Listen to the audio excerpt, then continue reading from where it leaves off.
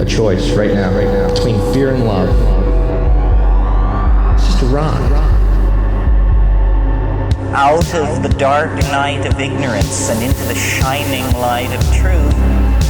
Expanding reality. A population of citizens capable of critical thinking. We don't see things as they are, we see them as we are. There's a level of reality where everything dissolves into an ocean of energy. We empower our experience by insisting on our authenticity. That's very profound. Very. Expanding reality. Welcome to Expanding Reality Podcast. I'm your host, Brandon Thomas. On this episode, guys, we have Stephanie Patel. She has a fascinating story. She's been doing some incredible things. All the ways to find her, of course, will be found in the show notes, so y'all can just go check her out for yourself. But for this conversation, I will encourage you guys to go ahead and suspend your disbelief, sit there with an open mind, and listen to this lady's story. It is incredible. So without further ado, Stephanie Patel. Very grateful to have on the show today Stephanie Patel. You are very interesting, very fascinating. You are actually a reference that I got from somebody who told me I've got to have you on the show. You're right on brand, you're fascinating, and you and I are about to have a lovely conversation, which I'm very, very excited about. So for my audience that's not very familiar with you, if you don't mind, ma'am, just tell us a little bit about yourself. Well, I guess the reason I'm on the show is because for the last 5.5 years, I've been on kind of an extraordinary adventure. You could say a little fantastical adventure, but truly beautiful, truly to the very essence of who we are and what we do. And through this adventure,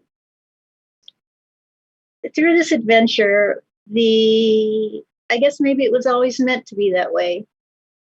There's a message for the world to change the world. And it's about putting the bite back in the apple. And I don't know if you want to know more right now. Yeah, that would be great. Just just go for it here. This is fascinating. I'm really excited about this conversation. Okay. So I never expected to end up in this place. Let me just say that first of all. So I have a very powerful connection to what I call the other side, the OS, which also stands for operating system, which is really what it is. And it began about 5.5 years ago. Of course, it began at the very beginning of my life, or even before. You know, if you're not on top and you're not familiar with the ideas of incarnation and stuff, then you're going to be behind this story, because we're starting out with a understanding that reincarnation is real, that life is eternal. Well, about 5.5 years ago, I had given up. I had a very painful life, and I had retired. I was an attorney in my lifetime. It's my career. I had started a school, dedicated myself, designed and started a school. And I had retired, and I had had some deep spiritual experiences in my life. A couple NDEs. But when I was 28 years old, I had such an incredible experience that it turned my world upside down. And it never ceased to be the lodestar, I guess you could say, of my life. I could always go back there and remember. And it was kind of like an NDE in that the sense of overpowering love was just amazing. You can't ever experience that and ever be the same again. But it was much, much more than that. And it had a physical component. And it just changed my life. And through my life, I did have a lot of things happen that were like, I guess you could call them phenomena.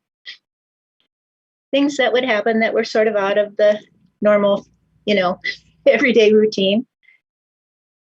And that was interesting, but it would throw me off balance, because I was be like, well, how come everybody else isn't doing this?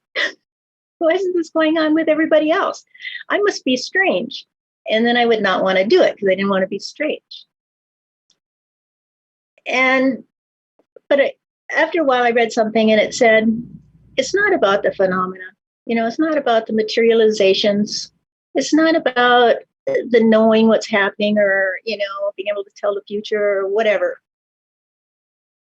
It's really about finding your own connection inside, coming home. About, I don't even know how to explain it, but just about the internal search. It's about who you are, not what you do in the world.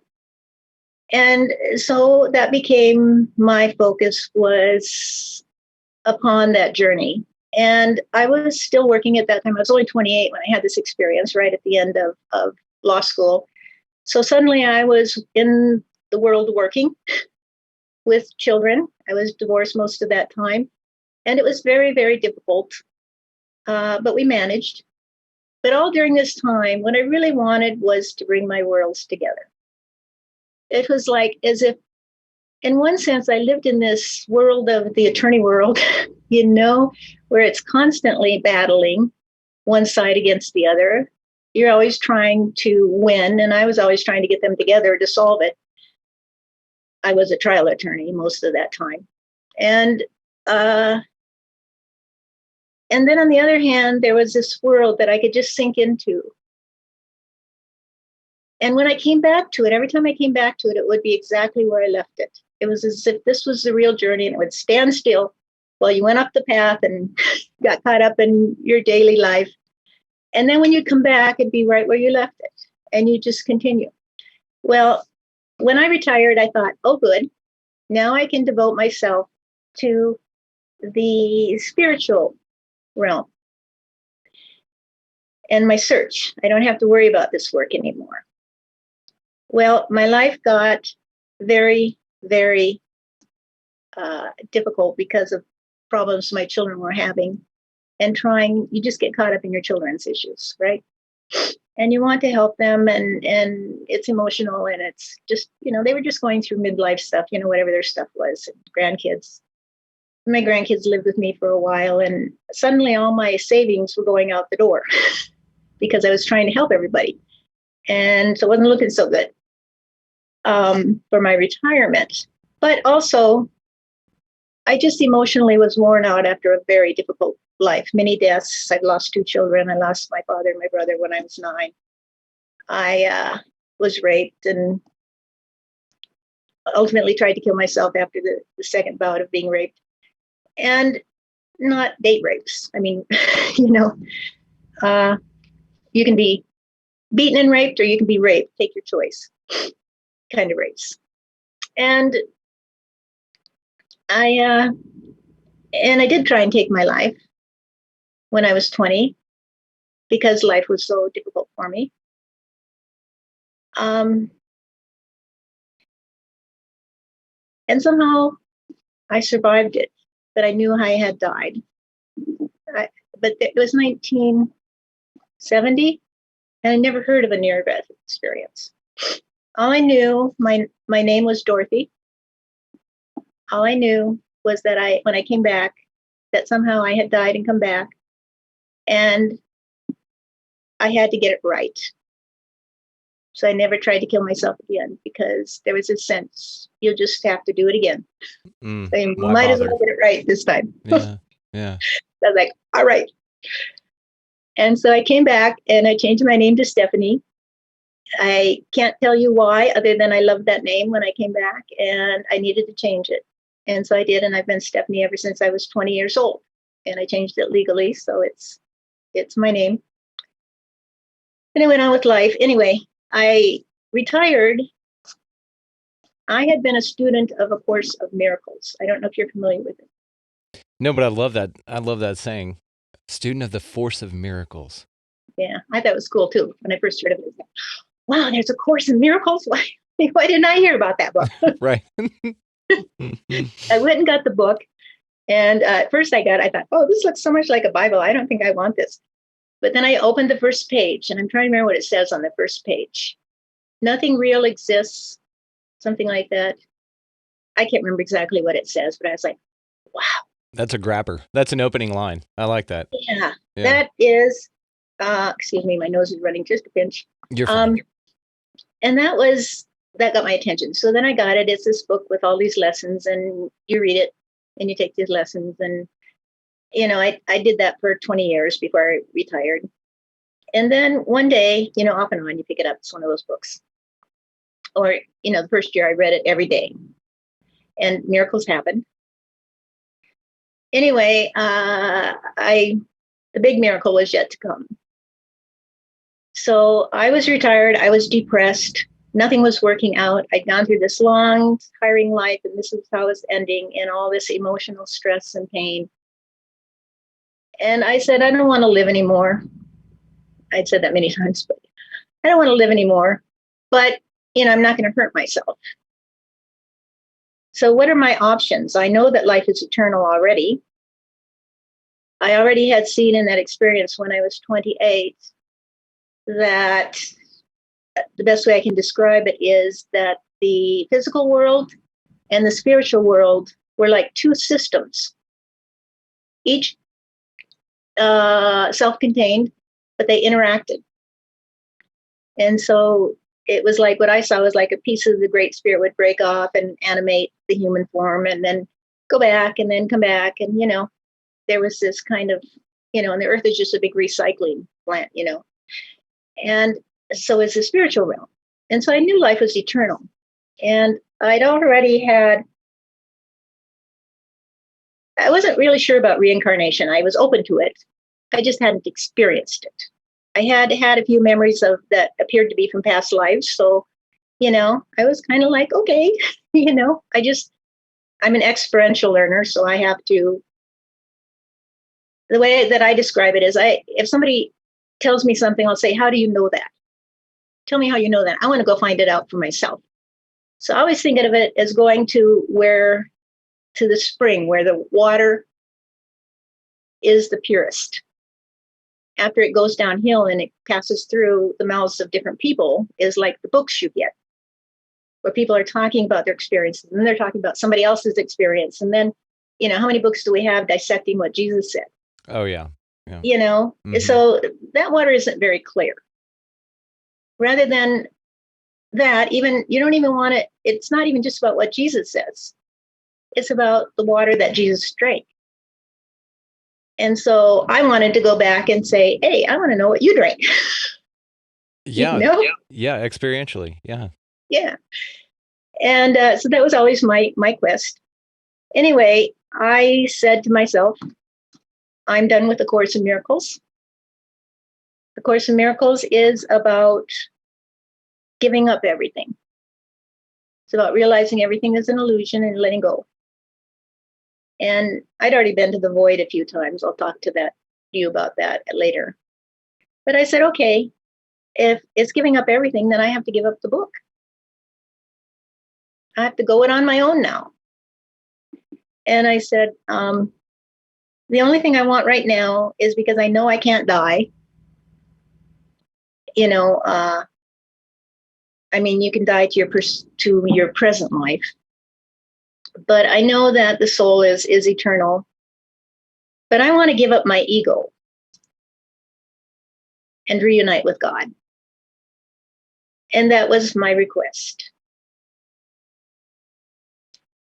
And for a long time, I didn't know if I'd asked for too much, but that was my request. So I'd come to the point at which, if you give up your ego, it's basically saying at least for me, it was giving up my separation and being willing just to be folded back into the God energy. That's how bad it was. And some very strange things happened. The door opened when I shut the door, shut the cover. And Steve was explaining it to me just the other day. He said, how do you say it? You had to give up everything you had to find everything you had.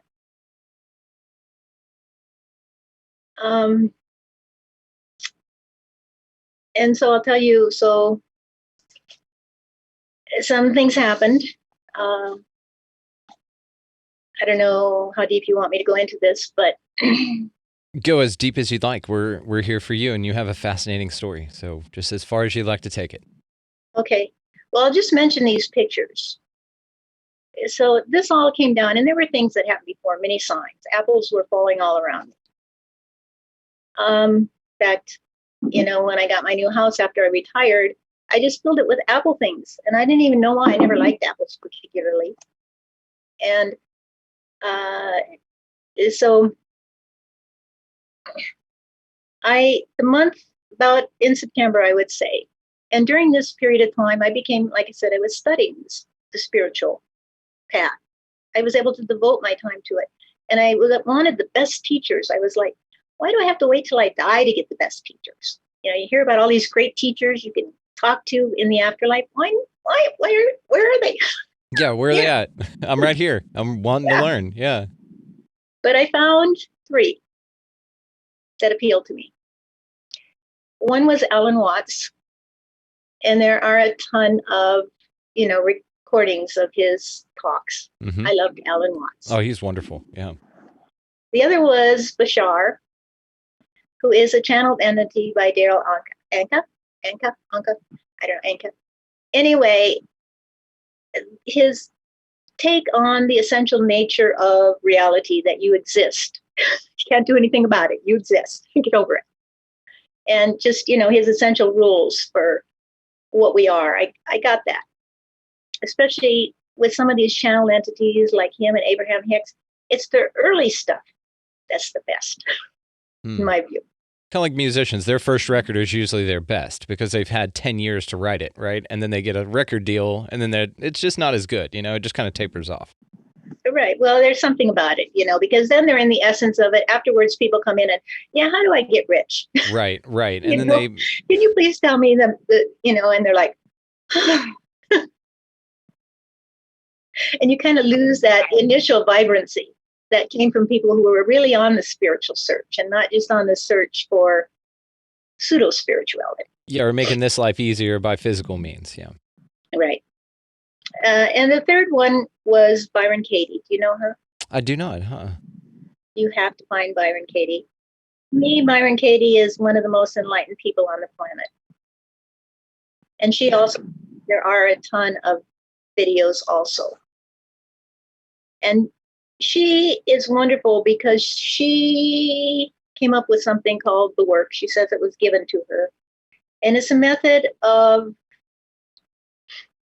dissecting your issues to come back to the truth and get rid of your illusions that are causing you suffering.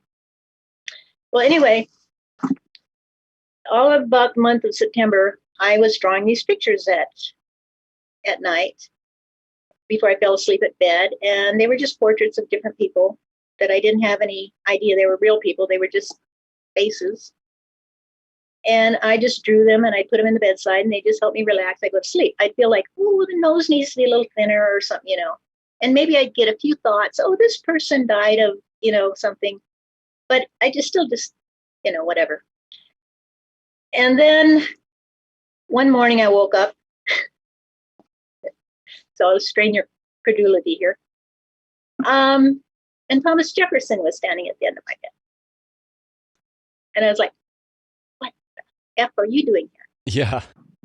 And, it was clearly him. There was never any doubt in my mind. He was even dressed in the period, clothes of the period. And he was talking to me and he said, and I was having a hard time focusing because I was so shocked, but I gathered that I was a slave on his plantation. And that I had been very special to him. And he said, I came to tell you you're free. And I knew he had a very special slave, so I didn't want, to think that I had been that slave. However, many validations were to follow. Anyway, I kind of put that aside. It was something that happened. I think the only person I told was my sister. And she was like,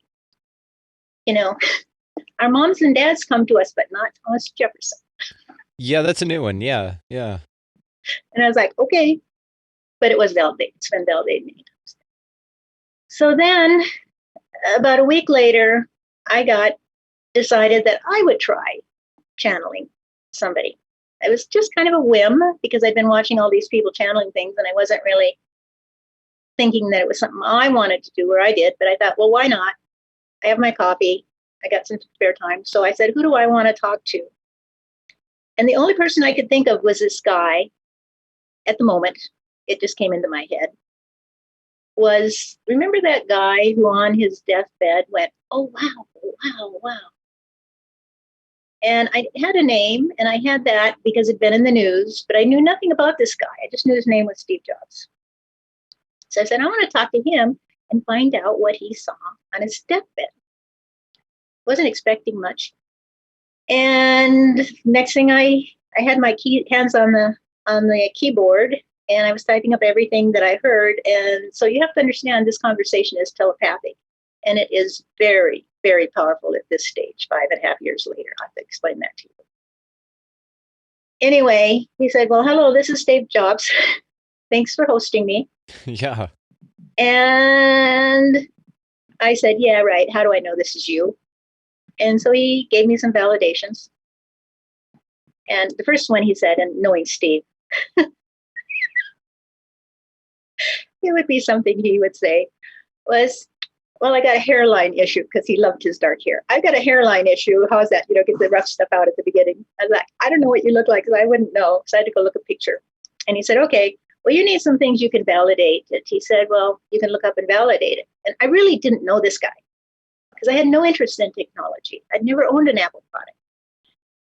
And he said, well, the year I was 21 was really exciting. We were making lots of contacts, starting out in business, whatever. So I went and looked it up. And sure enough, he and Wozniak had started Apple Computer in the garage. He was 21.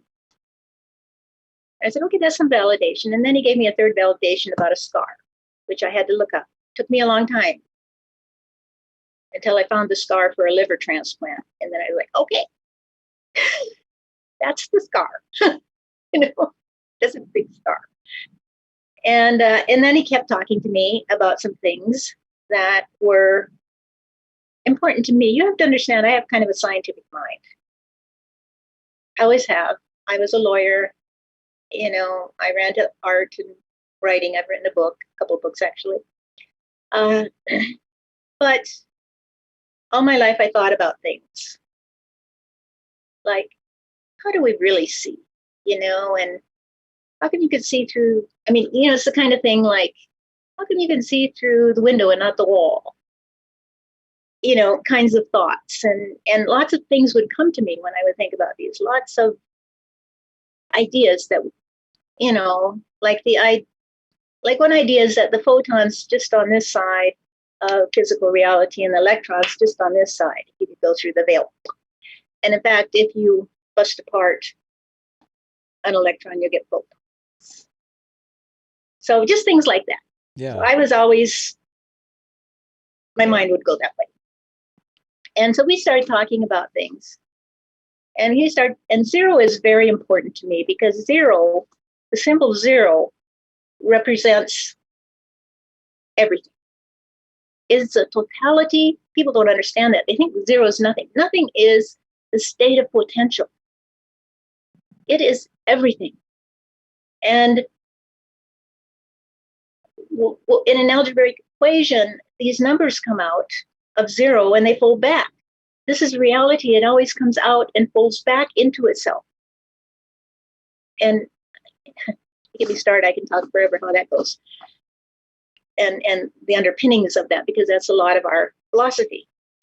Anyway, Steve, after a while, I was like, hey, how do I thought, oh, this is just my mind playing games with me. So I got up and I went upstairs, do the dishes or something, and he went with me. And he kept talking to me and talking to me and talking to me. And I was like, why are you following me around? Yeah. What do you want? And it wasn't like he was giving me a message to pass to everybody. It was just like he was really lonely. And in fact, when he first came to me, I thought that it just somehow we had some opening that he was able to get through. And I wanted to work out all of my past issues so I never had to come back here again. I mean, I wanted to be done. I wanted to get rid of that ego thing. And so I wanted to work out all my issues. And what I got was that he needed to work out his issues too from his lifetime. And we needed each other to do that. And I guess... You guys connected right after he passed away, right? Or not long after? No, 4 years later. 4 years. Okay. Well, in the grand scope of the universe and time and all of that, that's kind of close. You know, maybe he was a little confused and definitely wanted some human connection because he hadn't been there very long. He was earthbound. So he was wandering around for all those years, didn't know he was dead, which amazes me. But apparently, I asked, didn't you remember dying? He's like, no, I don't remember that part. All I knew was I couldn't talk to anybody. And he did find a few people he could talk to. He found one woman, who was able to connect with him. And that gave him something of a reprieve, he says. And he actually gave her some very good essays and sayings. But it wasn't what he was looking for. So the story goes, I mean, this is a very, very complex story. So we all know the story. He's looking at mine, he's going, oh, wow, wow, wow. So what did Steve see? Steve saw a vision, the same thing that I had realized when I was 28 years old, that love is everything. It's all of it. It is its own thing. And so he also had a vision of a woman that sat on his bed. And so he was wandering around. This is his story that he tells. And you can look at things from many different perspectives, because every experience we have, every moment, can be seen from different levels. The bigger, it's like on Earth, gravity is the thing. In the universe, it isn't, at large, curved space, all of that. I can talk to you about time and space and all of that. Yep, and even on down to the quantum level. Yeah, things act very, very differently. Physics takes a back seat at the quantum level. Yeah. Right. And so this is his story of what happened to him. And it was because of all the ideas he had and the shit he had going on in his head that, or for whatever reason, on one level, that's what it was about. On another level, it was how the story had to unfold. On the other level, you can say it was planned out before we were born into this world. On another level, you can say it's God's plan from the very beginning of time. Take it as you will, what part you want. But, and we go up and down, let me tell you. We have the funniest relationship. Anyway, so he's wandering around, a ghost, basically, trying to get somebody to pay attention to him. All of a sudden he's gone from being this big stuff to nothing. Nobody even sees him. Before he couldn't walk down the street. People weren't snapping pictures and whatever. It's a good point. And, That's a good point. Yeah. And he can't talk to his loved ones. They don't listen to him. They don't hear him. So he's wandering around, and this woman had sat on his bed, on his deathbed. He had this vision of this woman. And he got the idea, well, maybe I can find her. So he was looking, and he did, I guess there were a couple of people he would run into who could bring him through, and this woman in particular could. He thought, well, maybe she's the one, even though it's not quite, pieces aren't fitting. But maybe it's just me, I'm just confused. But then he decided, no, it wasn't. So he gave her all these essays and stuff, and then he kept looking. He was sure there was somebody out there. So eventually, when we connected, I've heard from my family on this said we were kind of like pulling a horse to the water, sort of trying to get you plant thoughts and stuff that would get you to do this or do that. Anyway, we started talking. We kept talking and talking and talking, and I'm constantly needing proof. Like, I need to know what this is. I mean, if you were just Joe Blow, that would be okay. But why are you bothering me now that I know that you were pretty well known and rich and all that other stuff? What do you want with me? And so I would say he gave me many, many, many examples. There were many what you call miracles, synchronicities, incredible the obvious one is we have the same name, Yes, Stephen and Stephanie. Yeah. which means crown. It has to do with the crown chakra and all that other stuff. And so, to give you an example of probably the most dramatic thing he did, one day he said, "Go get your keys, your car key." And I was like, okay. I only had one fob, so I went and got it. Then I put it in my pocket. And I said, "Where are we going? Are we going to go take a trip or what?" He's, "Just put it in your pocket, you'll see." So I put it in my pocket. I only had one car fob, so I was keeping really close watch on it, because if you lose those things, they're like $250 to replace. So I'm keeping close watch on it. I go about my chores, washing the dog, whatever. I have always checking to make sure the key's there. And then he says, "Lay on your bed. We're going to work on astral travel." And I'm like, okay, we've been working on a little bit. This was early in our relationship, probably in the first weeks. So I laid on my bed, and he said, "The task for today is," I took a sweatshirt off with the key in it, set beside my bed, checked to make sure the key was in it out of my OCD attention to it. And he said, "The task for today is to get the key from the pocket of your sweatshirt downstairs. My bedroom's upstairs. The door is down to the bowl by the door." And I said, "Yeah, right." That's all I said. "Yeah, right." So I laid there for an hour, and we did some things, and I was going here back and forth. I was feeling like I was pulled into the astral realm, and then I'd come back. And then my granddaughter comes to the door, and she's like, "Grandma, time to take me to swimming." I was like, okay. So I got up. I reached in the sweatshirt for the key, and it wasn't there. What? Yeah, that's what I said. What? I tell you what, I walked down those steps one at a time. I'm like, holy shit. Yeah. And there was the key in the bowl by the door. Damn. And I mean, nobody came in my room during that time. There was no disturbance. The kids were here, my grandkids with a friend. I could hear them running up and down steps outside my door, but my door was locked, so they couldn't come in. We were working on the astral travel, but I was always here and aware. And so anyway, I was like, ooh. So we've had many, many other things happen. So let me ask you, what was the explanation for that? How did it get out of your sweatshirt into the bowl downstairs? Did he say, "Oh, here's how we did it," or were you able to recall that you astrally put it down there? I mean, because basically that's teleporting matter is what happened. You took something physical and introduced it into another physical space. So was it temporarily? I never asked. Okay. I never asked. I never said, how the heck did you do that? And I have to tell you, it wasn't just him. There were others on the other side working on it too. So there was a team working on doing that. The collective. And especially in the last, go ahead. Oh, I was just saying the collective, as you call it. Well, maybe.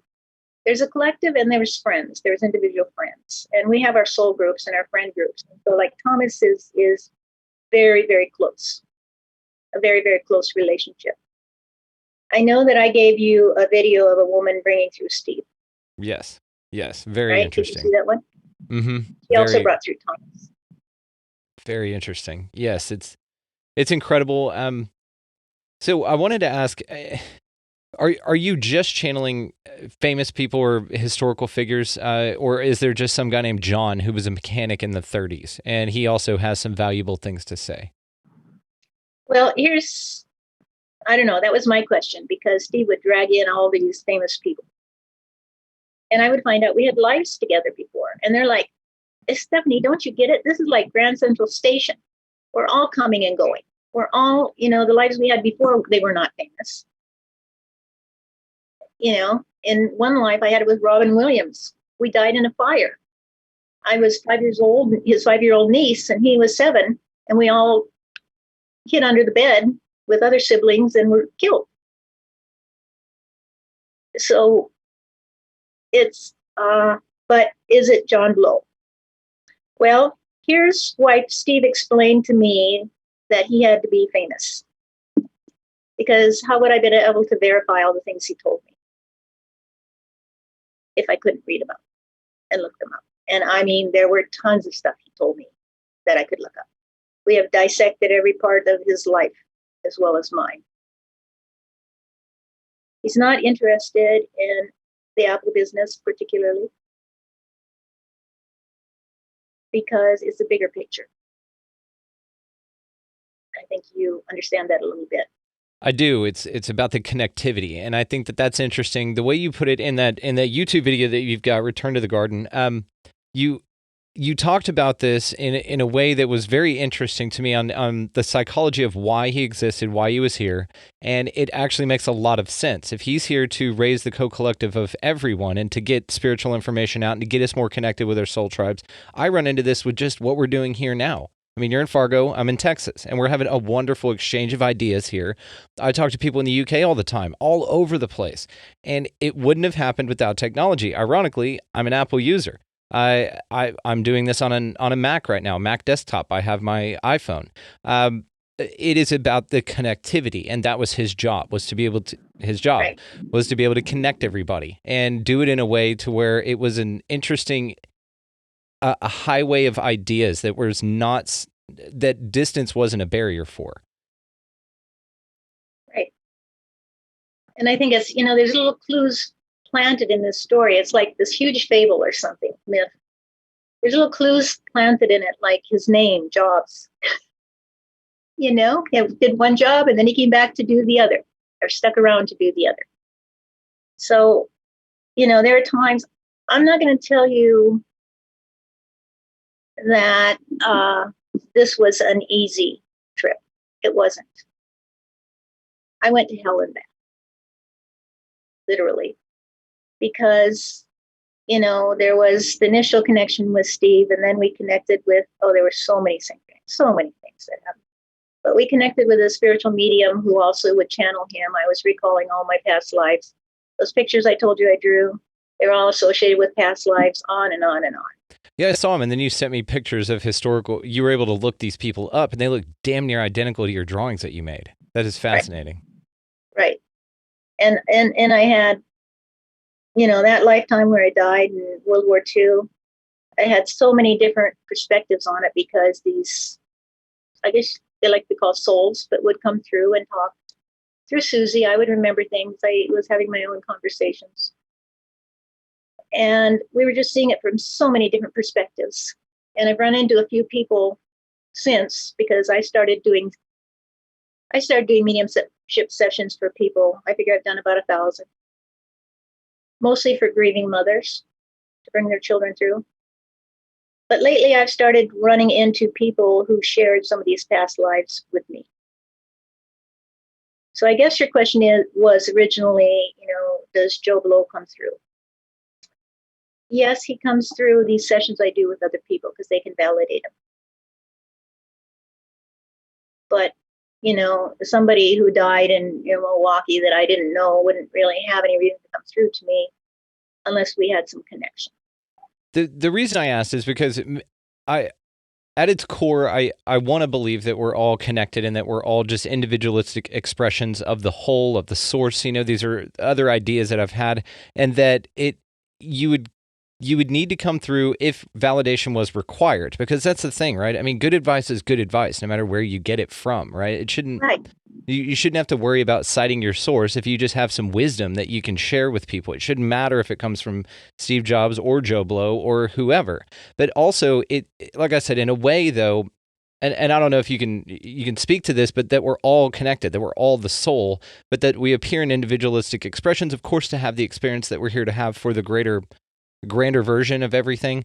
But also, it seems like because of the weight of the message that you've got is why it had to be somebody like Steve Jobs or a Thomas Jefferson. You had to name drop these entities or these spirits that come by so that maybe your message would be a little bit more validated or paid more attention to, So if you drop the fact that you're channeling Steve Jobs, this episode's going to get a lot of clicks just because of that. I hope that you guys know that it's also about the message that's interesting with all of this and the interconnectivity. 100% about the message. It's not about Steve Jobs. Exactly. Exactly. And this is how I perceive this. And this is why we're speaking right now. I don't see you as somebody fantastical that's doing this for money or attention. I see that you have a wonderful, warm message to offer from a life of experiencing a lot of things, great and horrible. I mean, you had an incredibly traumatic younger life. I'm grateful that you're still here. I'm glad that you've given up trying to end your own life. Because you're just gonna have to do it again. What's it for? But as a friend, I'm grateful that you're still here. So thank you, and thanks again for sharing your story here. So I'm gonna get out of your way. If you don't mind, are we individualistic expressions of a whole? Yes, we are. We are the individual expressions of God. Period. Of love, and God is love. So we are the individual expressions of love. I'm going to tell you a couple little stories to help with that one. So first of all, this whole Steve Jobs thing, I really tried to get out of the story because I didn't want the enmity of people out there. There was no way. I wrote a book and I basically just transcribed all our conversations into this book. And I put it out there. I took it off the market after a while just because I needed a break from it. But I'm a very quiet, reserved person normally. There's nothing in me that wants fame or money or anything as long as I have enough to just live my life as I want. And so it was very, very stressful for me, and I fought him a lot on it, a lot. And like I said, I had to go to hell and back to face all my fears.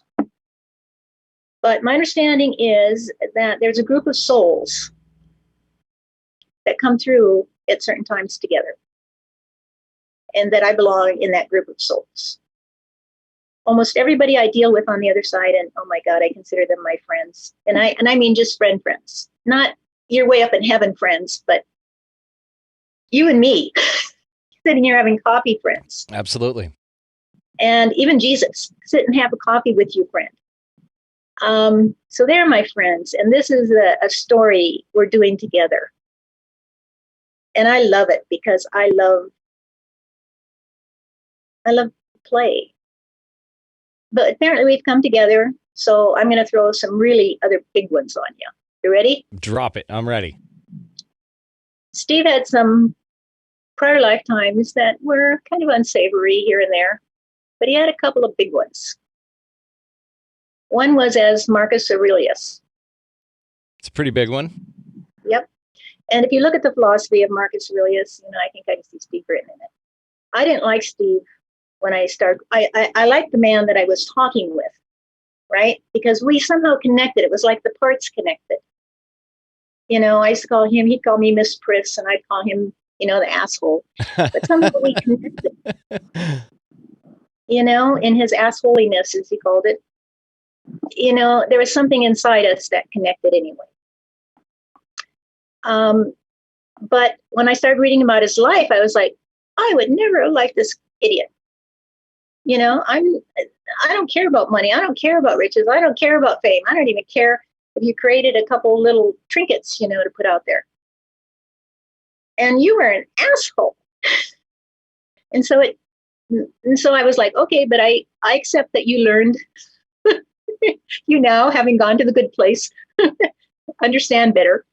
And so, I loved him from the beginning, but this whole other thing was something to deal with. I've kind of forgotten why I started saying that, other than I tried to get out of it, because I was like, couldn't you just be somebody who was not Steve Jobs? Right. Yeah. Because I like you. Yeah, like you could be hanging out with Prince or something. Yeah. We've had astral journeys. We've had so much fun. We have so many jokes together. We have so much inside laughter. Just before I came on, I was talking with him. I was getting kind of pissed because, you know what, I got to go pretty quick. And he's like, I know, we have it in, and I'm like, come on, Steve. And he's like, quit interrupting me. Did he say to tell me hi or anything? That would be cool. A little shout out from Steve Jobs. Did he say hi or anything? Just tell him I said hi next time you talk to him. I'm a big fan of his work. Well, he can hear you. What the heck? He knows. He's on top of it. But he had me cracked up, or I had him cracked up, because we have a sense of humor that aligns. And deep down understanding as we've worked our way through our issues. But he told me this story the other day, and I'm going to tell you right now, that my connection is extremely tight, and I'll tell you why. See this right here? Yes. It's a pendulum. Well, I've always had the telepathic, and I've just used the telepathic in all the sessions that I've done with people, right? And, it's worked okay. People can validate things that come through enough to be reassured it's their loved one. They'll tell me silly things like, would you, like he's saying, show me what's around your neck. There's a heart or something. And she'll go, oh, you mean this necklace? Wow. Something to validate. Yeah. Usually they'll, have little validations like that. Or, just tons and tons, different ones. Sometimes names, not always, but occasionally. But lately, actually, I was told about the pendulum from somebody, and you use the letterboard. Oh, interesting. And I had used it. I decided, well, I'm going to try this and see if it improves my communication. And I did. And it did. And it was like word for word. And I was like, if I didn't get it right, they would stop me and respell it. And I was like, okay. But something happened after a few days of using it. What this does, I think, is magnify your energy. And I already had a lot of energy openness. Yeah, like a dowsing rod or something like that. Now, I just want to, real quick, so for the folks just listening to the audio version of this, it's basically like a protractor or a semicircle that has all the letters of the alphabet on it, and she's holding a necklace or a pendulum up, and then it swings, and then as it crosses the letter, it spells out words. And it's kind of like a Ouija board, but more of a kinetic Ouija board kind of a thing. I'm just for the people just listening to the audio. If you are just listening to the audio, come over here to YouTube and see Stephanie. She's very lovely. So so I used this before, and I remember I spent the whole day with Steve one day. He's telling me this kind of amusing version of losing his hair. And, we're going through this whole story, and he does have a way of making it kind of amusing, kind of self-deprecating, and humor, which we share and enjoy. Anyway, so I'm talking to him and others, and it was like the energy moved into me. It was like my auric field was like, and I couldn't eat, I couldn't sleep, I couldn't do anything for days. And they kept talking to me. I couldn't shut it out. It was like, stop talking to me. I didn't know that they were talking to me to help me release the energy. I was just like, can't do this anymore, go away. And it terrified me of the pendulum. And it took a few days, probably 3 days before I returned to normal. It was one of the very difficult phases I went through. And I had to go through it alone because there was nobody I could talk to about it, would understand. So I finally picked up the pendulum here a week ago, and I said, okay, I'll give it another try, but you guys got to work with me. And so I asked Steve, I said, what happened last time? And he said, it's like a backwash. Imagine that so much fresh water is coming in, it has to be released. And it was like it couldn't be released through your auric field fast enough. And so it was flooding back at you. Like trying to fit the ocean through a straw. Yeah. Or, having when too much water is coming into the dam, you got to let go some of the pressure before it breaks the dam, right? Or through a pipe, and then it backwashes because it can't go out fast enough. And so I've been using it again, and it doesn't move much for me because I hear. But what it does is we have a little thing where the pendulum will circle in a certain way to tell me I've got it right. And if I get it wrong, it will stop on a dime. Really? And it will go back and spell it out for me. Because sometimes I get in my head. And then that's what I was doing today, because I was wanting Steve to freeze. Quit interrupting me. Let me talk. But what it does is it has created such a powerful, it's almost like it's almost like it took what I had and made it best telephone ever. So a lot of others have been coming through it. And it's been crazy for the last week. It's just, I don't know how to explain it. Would it be rude or inappropriate to ask if you could demonstrate it? Sure. Let's see if we can find a way to do that. If I could get if this works, I don't know. It ain't gonna work. Okay, again, guys, for the audio version of this, go check out the YouTube. She is demonstrating her pendulum. We're getting set up to demonstrate the pendulum now. Okay, let's see if it can do this. Okay. I got my Now, do you pendulum. have to ask a specific question? No. Okay. Usually they're waiting, and they'll tell me when they want me to talk. They'll say, "Would you go pick up the pendulum?" Sometimes at 6 in the morning, and I'm going, "No." And they can't just tell you this? I'm just trying to understand the mechanics of Yes, this they here. can tell me. But the But- pendulum is a little more effective?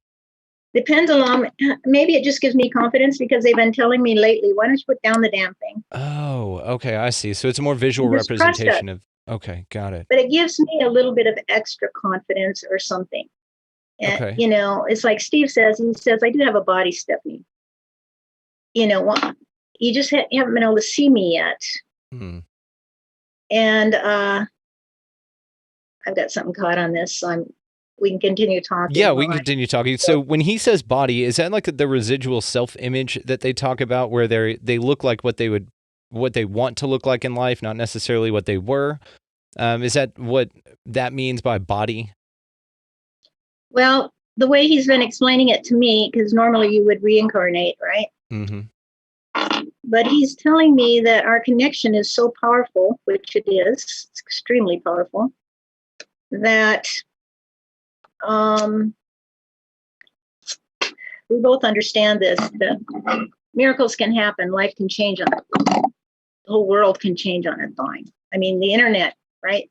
Yep. Whoever thought of the internet in 1950, right? And look at how, you know, in 20 years, it became totally accepted. And ironically, Jacques Vallée had a part to do with the early internet, the pre-internet. So that's interesting. Okay. And it's all Wow. connected. It's all connected. I love it. All right. So let's see if we can get somewhere. I'm just going to ask if anybody's here.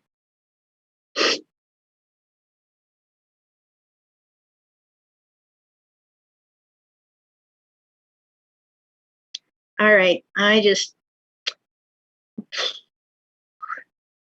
going to tell you right now. I'm asking who's here.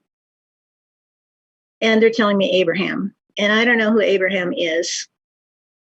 And usually I just let them, because it always works out. It always comes through. It always makes sense in the end, but it could take a while to get the whole story out. So why is Abraham here? He is your friend's guide. Apparently that has to do with you. Didn't you see the pendulum moving just around a little bit? Yes. That's telling me yes. Oh my God. This is incredible. Okay, what do we want to know about Abraham? So Abraham is here because he's related to you. Okay. Is that correct?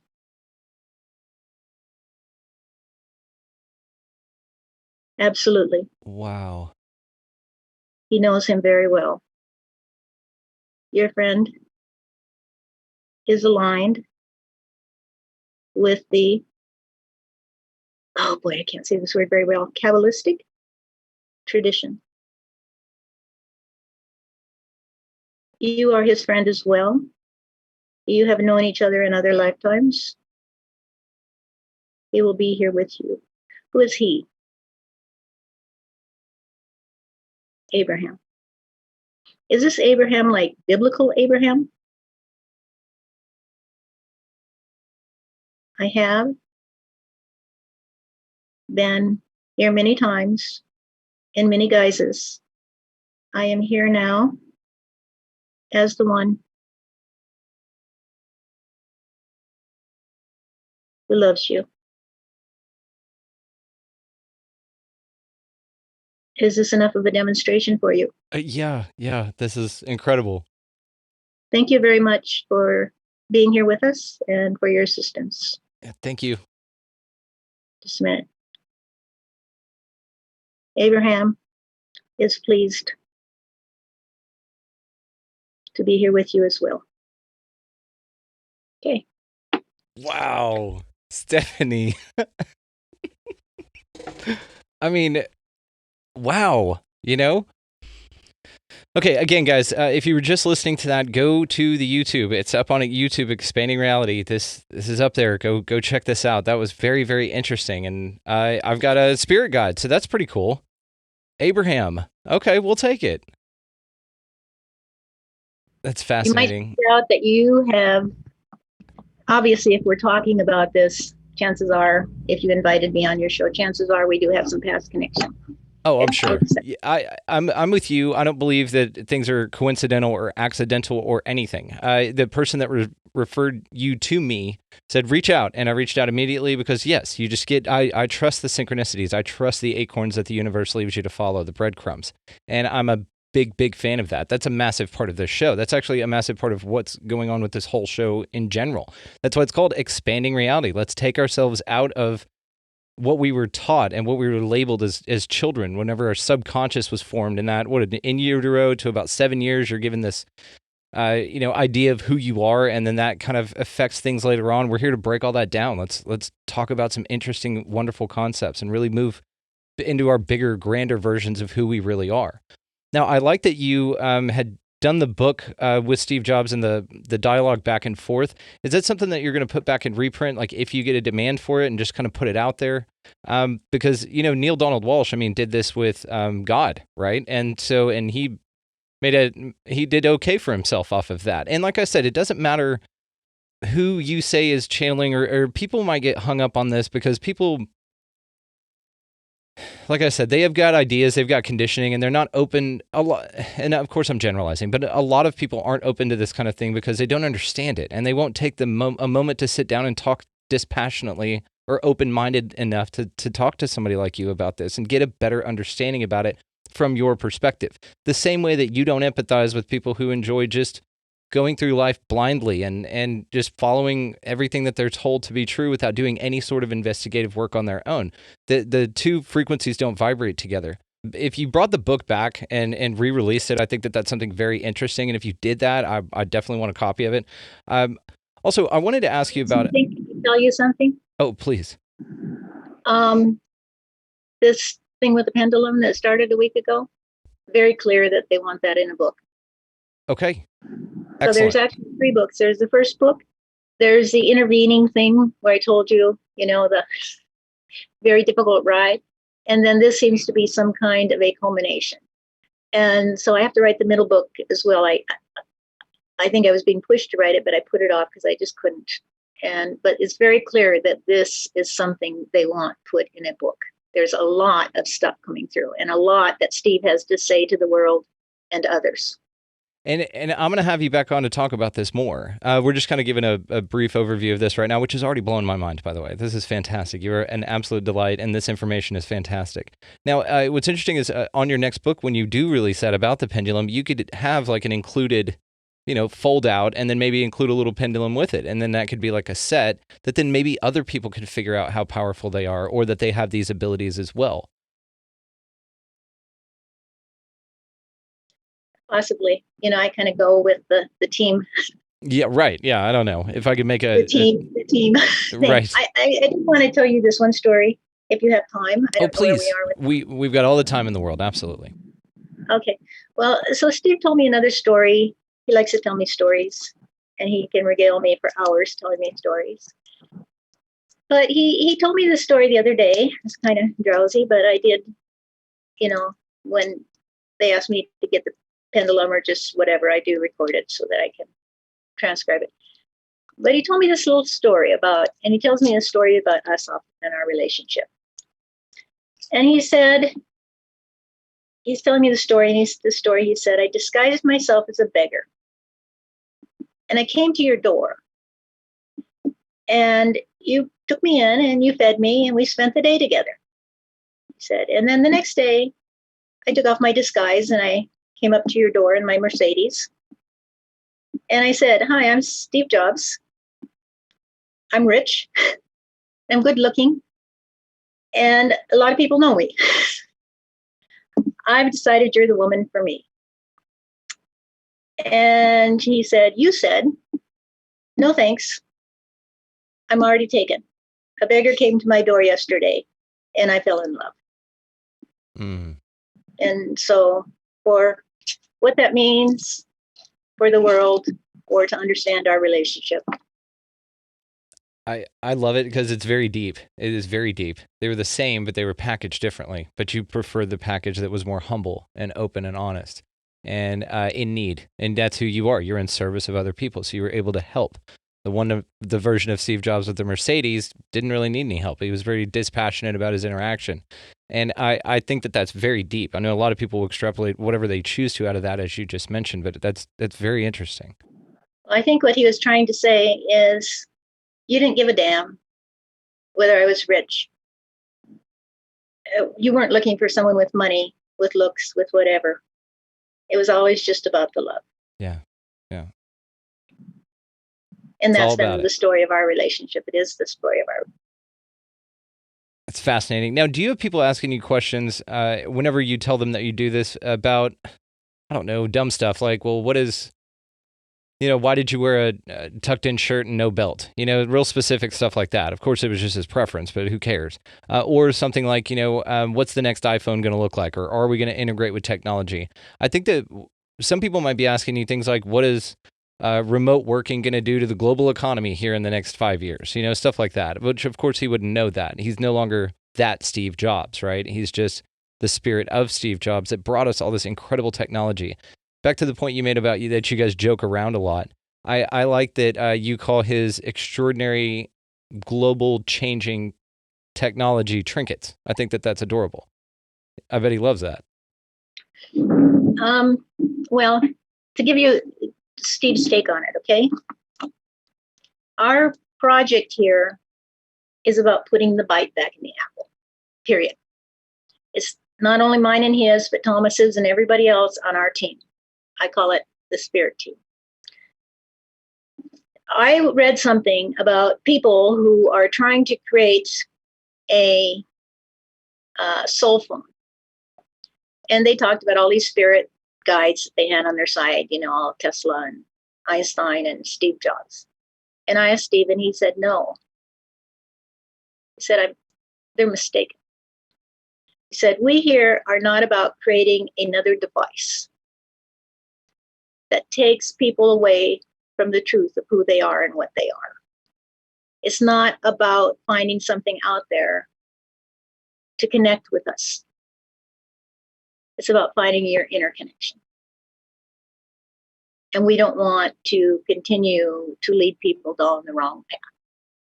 That's his take on technology at this point. Yes, I think the iPhone and all of this technology was essential as part of the story to do what you talked about, all the connection. But never have I seen him any concerned about what the next iPhone is going to look like. Right. And, so other questions, yes, we've dissected every important part of his life, including why he wore what he wore. And, going back to infancy and how he felt. What can I tell you? He said that when he got there, he was suffering from his own demons, because your demons create a sort of, especially when you cross over, your demons can become even more realistic. You can believe you're in hell. And they had to come and help him. And he said Steve came to help him. He said now they're reconciled. They've talked through all their differences. They are the best of friends. And so I guess that's an example. And I asked him, I said, were you aware of me trying to get through to you? And he said, no, but others did. And, he just thanked me for, letting him know of my kind thoughts. So and of course, was concerned about those that are left behind, that they think he's suffering or that he's someplace, whereas he's, in good hands and doing well. So that's an example of the kind of strange story that I'm in. Yeah. It's very, very tightly woven. And it's one interesting part about this is that there are either demons that you're brought back with or can create whenever you cross over? Because, like I said, to the idea that we're all individualistic expressions of a whole, and you hear a lot of NDEers talk about that they are ushered in with guides or family members or something like that that are there to help them transition back to source or back to wherever they want to go after this. And so it's interesting that there's almost like a place to go or a place of existence to where there's still things that carry over from this life because you imagine them to be there. Just like you said, you can go to hell if you think that you're going to go to hell, then yeah, you'll go there, because things that after we transition from this plane to the next happen at the speed of thought. So they happen instantaneously. And so it's interesting whenever a concept like this is brought up, and especially the idea that, Steve, back to the beginning of our conversation, was an earthbound spirit, that even is a thing that can exist. Because it like I said, in my mind, by my understanding, which is nothing, by some of the conversations I've had, that you just return straight to source energy, that there's no confusion, that there's an instant illumination, that there's an instant recognition that, oh, number one, I'm dead. Number two, we're all one and we're all source. And so I'll just return to source energy. So the fact that there's confusion for anybody after death is interesting to me. Yeah, I didn't, I was kind of like you. Gone, we're gone. But through these conversations, especially during the last week, most of them are very loving. I was connected with a guy named Tobias. And through these conversations, our relationship developed. I thought he was kind of an uptight guy, and he thought he was going to have to slap me down, because I was kind of a brat. But through this, amazing thing happened where we came to see each other. But I've had a few bad ones. Bad in the sense of, they describe it as, and now we're going to get into philosophy because this is what's really important. They describe it as an ache in the heart. When you feel an ache in the heart, basically they talk about lost love and love. Love is everything. Lost love is the idea that you could be anything but love, that you could be anything but pure, that you could be insignificant. We all come into this world for one purpose: to express love and to experience love. That's it. We are love. But it's soon knocked out of us. People say that the earth is a realm where we come to learn. We do, but the first thing we learn is that we're not love. We have to be taught that. And we are in this world. And it creates a lot of confusion. And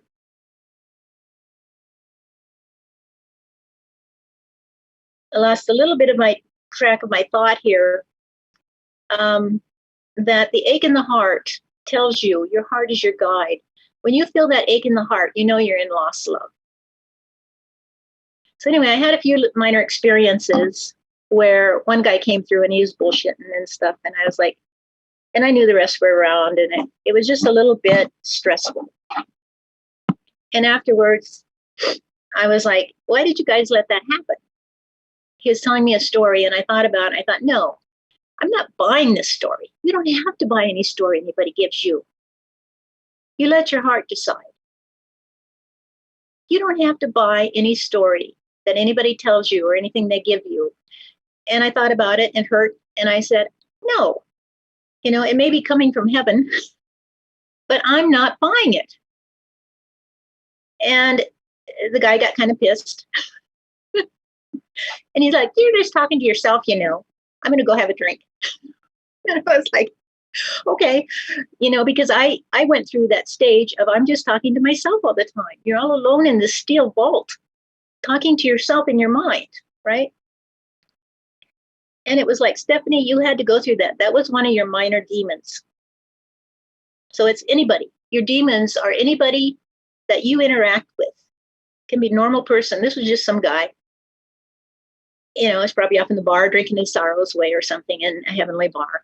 But anywhere, anybody, any interaction you have with people around you, they can represent your demons if you buy into it. And my demon was that I was all alone, talking to myself in my own mind, instead of being part of something that was is I say, I was alone and I had to learn I was all one. Because you have to know that what you're not to know what you are. It's that juxtaposition thing. It's the dichotomy that exists here on this earth, the dualism, the dualistic nature of everything. I just find it interesting that